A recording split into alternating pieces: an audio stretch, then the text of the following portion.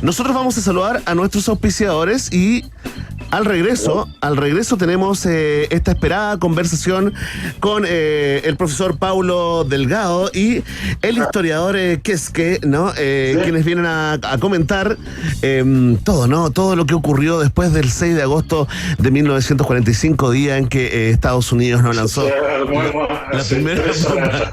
Un país generoso internacional que sigue picando 2 veces en Rock and Pop.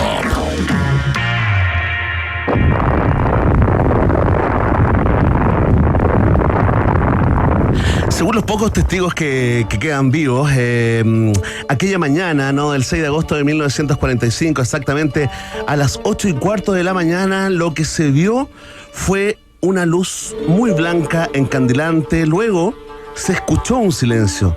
Luego vino el estruendo y el resto es historia. No estamos hablando de esta bomba atómica lanzada por Estados Unidos en el contexto de la Segunda Guerra Mundial contra la ciudad de Hiroshima. Se pensó hacerlo en Yokohama, en Kioto. Finalmente se elige Hiroshima porque no había sido bombardeada y así se podía medir mucho mejor la dimensión del poder destructivo de esta bomba apodada coloquialmente por los gringos como Little Boy. Vamos a conversar con 2 expertos, no solamente en este hecho histórico mundial, sino que en toda la cultura japonesa. Iván Guerrero, tenemos 2 grandes invitados el día de hoy. Sí, uno que ya nos ha acompañado muchas veces, cada vez que revisamos de alguna manera efemérides o elementos de la cultura pop ligados a Japón, claro.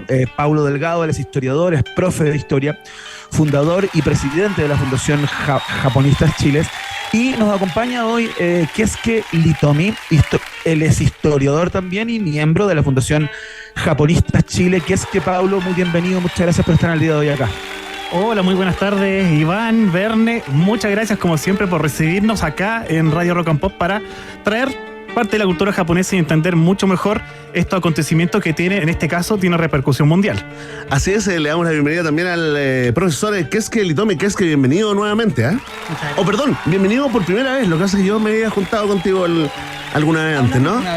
Sí, se vinieron para acá para el estudio. Bueno, bienvenido siempre, ¿ah? Bienvenido siempre, Keisuke Hitomi. Bueno, viajemos en el tiempo, ¿no? Vámonos a esa mañana del 6 de agosto de 1945, que finalmente, como todos los procesos, es consecuencia de una historia previa, ¿no? De una precuela. Entiendo que todo esto parte años antes, ¿no? Por ahí por 1937, ¿dónde ponemos la marca en la línea de tiempo? Claro, aquí para responder eso, nosotros somos parte del Comité de Historia de nuestra fundación, Japonistas Chile. Y ahí el que yo reconozco que sabe mucho más de este contexto de Segunda Guerra Mundial desde el punto de vista japonés es aquí mi colega historiador, Keisuke Hitomi. Así que, Keisuke, por favor, te cedo la palabra que expliques este contexto. ¡Qué gran dupla! Previo. ¿Cómo se dan pases, ah? Sí, muy bien. Sánchez Vidal. Bueno, si nos ponemos a resumir toda la Segunda Guerra Mundial acá, el frente del Pacífico, no terminamos nunca. No. Pero, claro, del 1937 Japón invade China, Manchuria. Claro, expansionismo de Japón por el Pacífico. Del Imperio japonés. Tenemos 1941, que es el ataque a Pearl Harbor y la entrada de los Estados Unidos en la guerra. Ajá. Y ya desde ahí es todo una suerte de efecto dominó en que Japón se expande por el Pacífico, Estados Unidos lo enfrenta también y... Esto se da, lo clave es lo que pasó en el ataque a Pearl Harbor. ¿Por qué Japón decide atacar, digamos, este puerto ahí de soberanía gringa, ¿no? Bueno, Japón estaba pasando por un proceso en que, claro, estaba viviendo un expansionismo en Asia. Y estos intereses chocan con Estados Unidos. Uh-huh. Se estaban tratando también de anexar lugares que pertenecían a países europeos. Claro, a colonias europeas y sobre todo por los recursos naturales. Japón es un país sin recursos naturales. Es una isla volcánica que los recursos no abundan. Entonces necesitaba de estos recursos y la única manera que encontraron fue por la vía armada. Oiga, profesor, la gente ese 6 de agosto se levanta como un día normal. Habían rumores de que algo así tan grande podía ocurrir. Mira, hasta ese momento el concepto de arma atómica, si bien no era conocido por por toda la población, Ujú. se conocía solo en algunos círculos. O sea, en Japón sí se conocía, pero en círculos muy pequeños de científicos y casi como una suerte de arma de ciencia ficción. Ajá. Hay un programa atómico japonés, pero que no llega a ser como el programa alemán y mucho menos como el programa estadounidense. Entonces, claro, la gente de Hiroshima, Nagasaki no tenía ni idea de lo que les iba a caer. Además hay que pensar que un mes antes de este lanzamiento del 6 de agosto, en Estados Unidos se ejecutó el primer ensayo bajo el proyecto Manhattan. Ajá. Entonces esto todo se manejaba a nivel muy secreto, a nivel de espionaje. Entonces a nivel de población general poco o nada se sabía de esto. Entonces la población realmente no estaba preparada. Realmente fue sorpresivo. Iván quiere hacer una pregunta desde México. Muchachos, sí, vamos a volver al momento, ¿no? Al momento esta mañana del 6 de agosto del año 45, pero me gustaría conversar un poco acerca de las repercusiones, no tan solo políticas, sino que culturales y artísticas que tuvo en Japón esta debacle, ¿no? Esta tragedia. ¿De qué manera transformó lo que venía ocurriendo desde ese punto de vista? Y si hay expresiones en el día de hoy culturales que tienen que ver específicamente con lo que fue esa tragedia y con la marca que deja en la cultura japonesa este lanzamiento. Claro, esa, como siempre lo abordamos, y aquí yo creo que también puede aportar harto. Siempre se dice que estos atentados atómicos no solamente destruyeron lo evidente, ciudades, hicieron desaparecer 2 ciudades y las convirtieron en cenizas, sino que aquí fue una explosión, fue un bombardeo a temas muy íntimos propios de la cultura japonesa, partiendo por la famosa declaración del emperador japonés, donde él asume su condición de ser un ser humano común y corriente, la rendición del Japón, y allí hay muchos japoneses que vieron esto como la destrucción de una institución milenaria. Claro, Acuérdense sí. que estamos hablando del emperador japonés, una institución que tiene más de 2500 años. Entonces, que el emperador haya hablado por radio un par de días después de la rendición y haya declarado ser un ser humano y que se rendía ante Estados Unidos, fue un impacto social, psicológico, político enorme para el Japón, y eso va a tener repercusiones políticas para el resto de los años. Y es por eso que hoy día, por ejemplo, Japón funciona, es como una monarquía parlamentaria. Ya no es la figura monárquica del emperador. La constitución actual que tiene, de 1947, es una constitución, se le llama una constitución impuesta por Estados Unidos, con un enfoque muy democrático, muy diferente a una constitución Meiji que tenía antes, que era bien tradicionalista. Entonces, estas bombas socavaron las bases sociales y políticas de Japón y le dieron un rumbo completamente diferente a lo que tenía antes. En la cultura pop también, que lo hemos hablado tanto que generó esto el tema de los efectos de la radiación, de lo que puede causar en la naturaleza, esto de los monstruos, al miedo a lo desconocido. Todo eso también es herencia. Claro, de lo que fue el atentado. estamos hablando de Godzilla, por ejemplo, estamos hablando de buena parte del anime. Exacto. ¿Cuáles serían así como digamos, piezas claves, digamos, de la cultura pop que hagan referencia y que nos sirvan, digamos, como documento histórico de este bombardeo? Bueno, yo siempre ejemplifico con Godzilla. No sé si tú crees que esa es otro, pero el Godzilla es el más genérico, el que conoce la mayoría de la gente. Sí, claro. Entonces, si bien aquí en Godzilla ahí también toma elementos de lo que eran los monstruos japoneses tradicionales, hay versiones de Godzilla que hablan de que es un animal que se vio afectado por la radiación, se hizo gigante y empieza a atacar a los humanos porque él se vio atacado por nuestra especie. Entonces, ahí también hay una referencia a algo desconocido que los humanos no teníamos conciencia, que nos está atacando ahora y tenemos que aprender a convivir con esa monstruosidad, que podríamos referir que es la bomba atómica, el Claro. atómico. ¿Y tú tienes otro ejemplo que es que lo que es Lo hemos mencionado antes, la danza Butô. ya, lanza voto?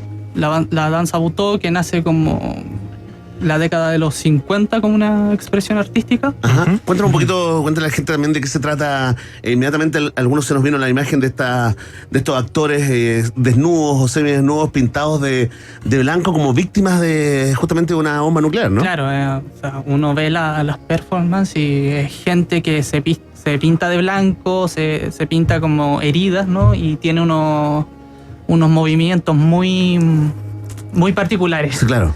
Y claro, Sí, claro. son imitaciones hacer recordar a las víctimas del bombardeo, las víctimas que quedaron vivas y que salían entre los escombros pidiendo agua.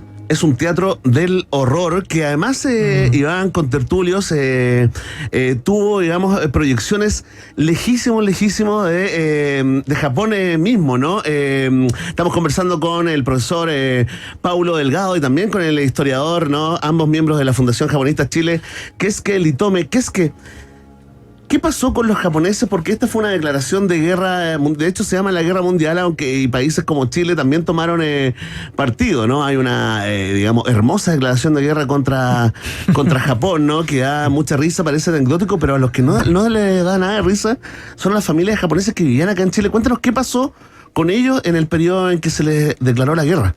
Sí, la verdad es que mucha gente un poco más entendida en el tema cree que el único acto de Chile en la Segunda Guerra Mundial es, aparte de declarar la guerra, es cortar los árboles de sakura que había acá en Providencia, el antiguo parque japonés, y eso era todo. Ese es el único acto que hace Chile contra Japón. Pero desde 1943, más o menos, se empiezan a relegar a las familias japonesas, ¿no? Se crea una lista negra de los supuestos japoneses más peligrosos viviendo acá. Ajá. Y se los relega, ¿no? ¿Se construyeron como una especie de barrios para ellos? Como no, en el fondo, por ejemplo, japoneses que vivían en Santiago, les llega la notificación del Ministerio del Interior, usted tiene como 24 horas para trasladarse a Talca.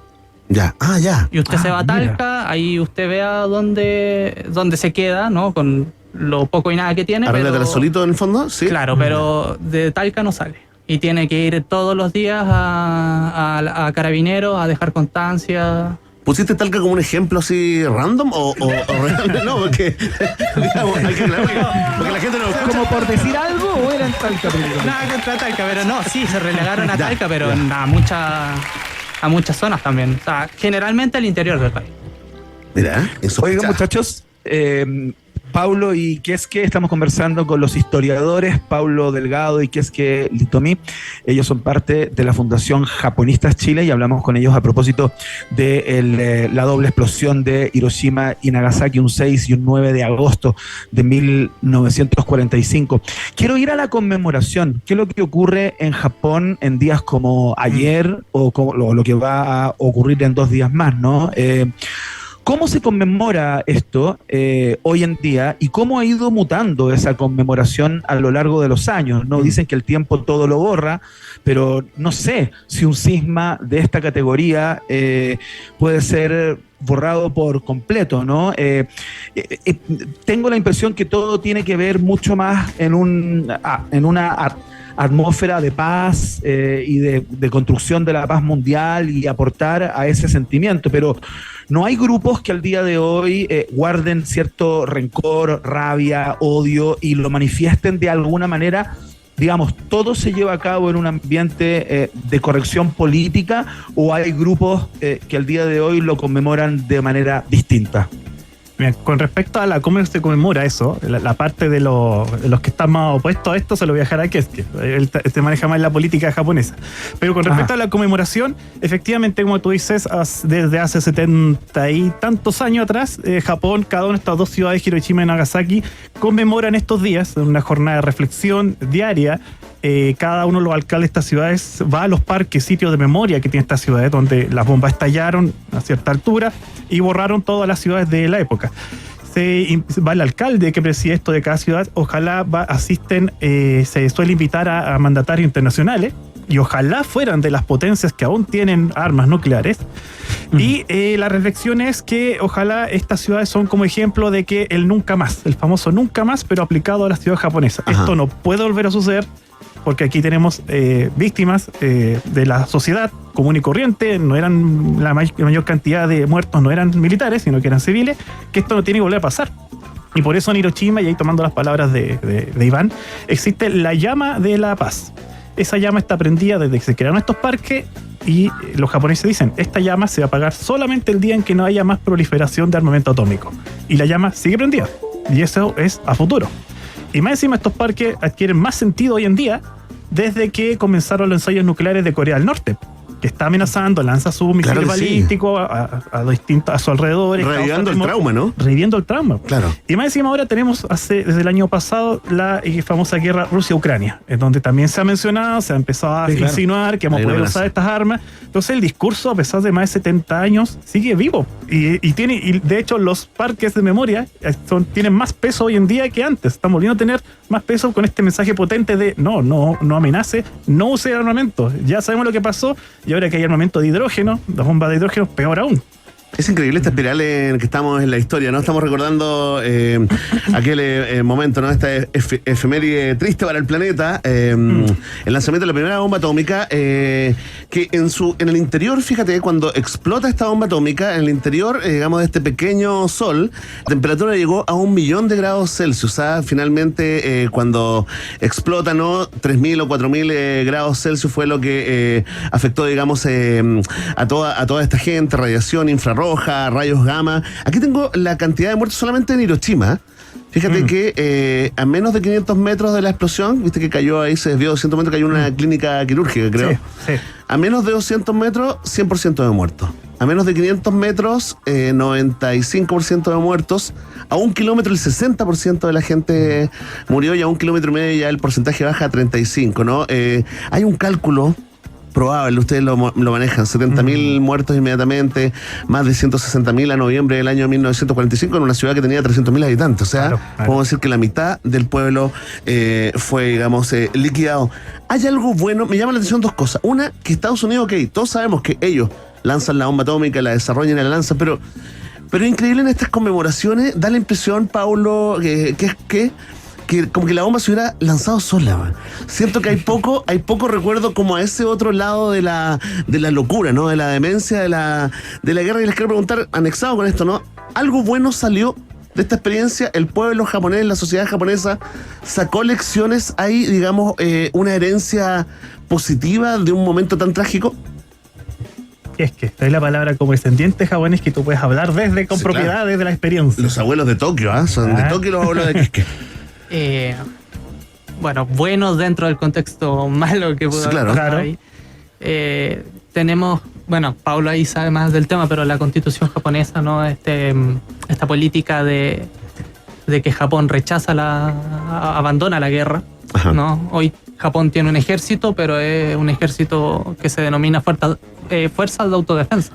Y eso es una de las cosas que preguntaba Iván hace un rato. Con una de las críticas que se hace ahora, pues por un tiempo funcionó bien eso, pero hoy en día se está criticando justamente que Japón no pueda defenderse. Bien, pero hoy en día con la amenaza de China, de Corea del Norte, Rusia, claro, es como... ¿Por qué no tenemos un ejército como como la mayoría de los países? Claro. ¿Eso tú dirías que o sea, el hecho de no poder desarrollar militarmente ni tener ejército potenció otras actividades? Es decir, el desarrollo tecnológico, ponte tú.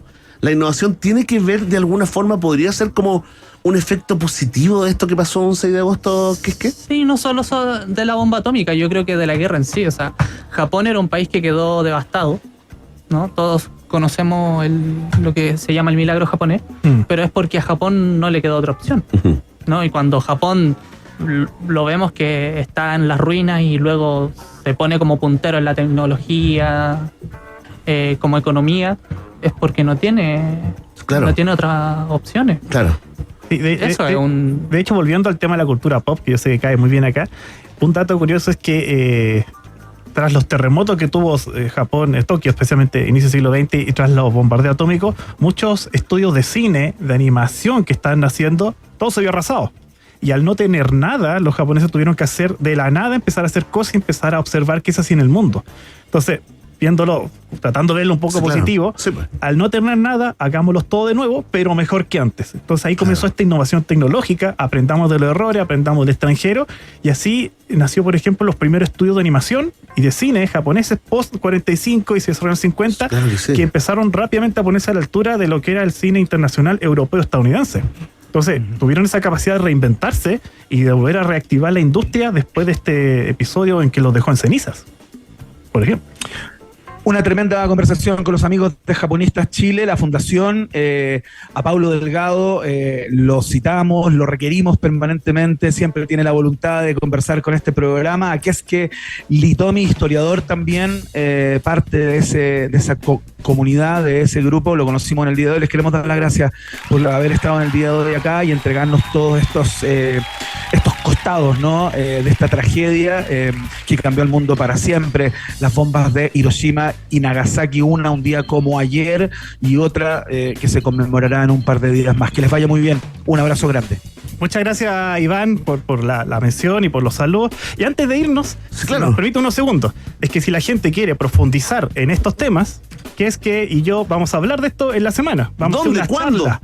Este día jueves a las 10 de la mañana en el Museo Histórico Carabinero de Chile vamos a hacer la charla a reflexionar sobre los parques de memoria. Perfecto. Y esta charla también la vamos a volver a hacer en la Casa Museo Eduardo Frei Montalva, aquí en la comuna de Providencia, a las 11 de la mañana el sábado. Perfecto, ya lo saben, toda la información también está en las redes sociales de Japonistas Chile, ¿no? Por supuesto, ahí están anunciando, hay reels y infografía. Oye, fuerte el aplauso, reverencia para los historiadores, ¿no? Miembros, socios, fundadores de la Fundación Japonistas Chile. Paulo Delgado, muchas gracias, Paulo. Gracias. Y Keske Litomi, muchas gracias, Keske, ¿eh? Que les vaya muy bien, que lo pasen bien y nos vemos pronto. Por supuesto. Cuando Japón haga noticia otra vez.